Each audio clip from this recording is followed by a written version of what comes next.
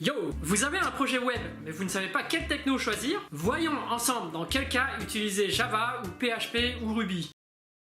Le langage PHP est le langage le plus utilisé sur le web. C'est celui que je vous recommande le plus, tout simplement parce que c'est le plus facile à apprendre, mais également à recruter. Si vous êtes développeur, c'est plus simple de revendre votre expérience en PHP et d'être recruté dans une grosse entreprise. Il y a deux frameworks que je vous recommande, Laravel et CodeIgniter.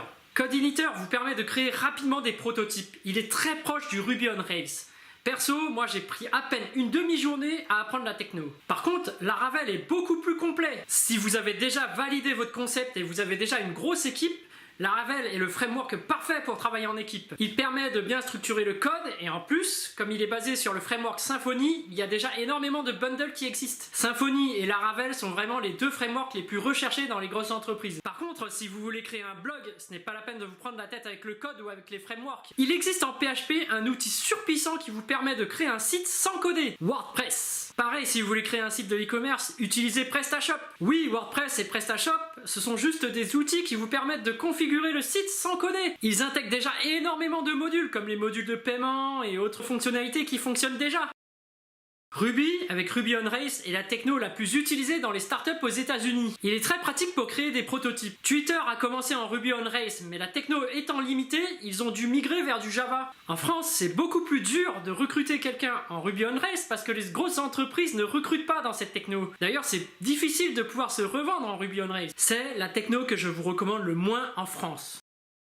Java est la techno la plus robuste et la plus utilisée dans les grosses entreprises. Par contre, c'est beaucoup plus difficile à mettre en place. Les serveurs d'application vont vous coûter beaucoup plus cher. C'est vraiment une techno à utiliser quand votre business fonctionne déjà. C'est également très facile à recruter puisque toutes les grosses entreprises recrutent en Java. Les frameworks que je vous recommande sont Spring, Hibernate et Spring Boot.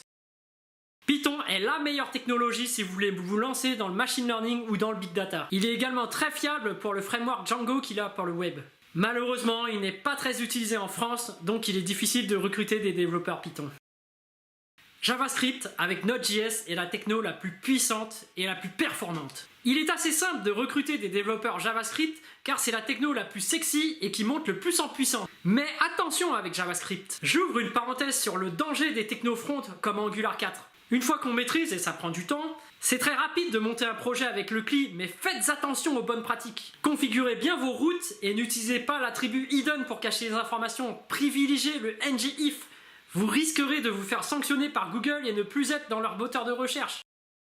Pour les applications mobiles, est-ce qu'il faut utiliser du natif ou de l'hybride? Tout dépend de ce que vous voulez faire comme application mobile. Si votre activité principale c'est la vente ou vous voulez juste faire une application de gestion, utilisez de l'hybride avec Ionic. Par contre, si vous misez vraiment sur la qualité de votre application mobile ou que vous voulez faire un jeu vidéo, là vous êtes obligé de faire du natif.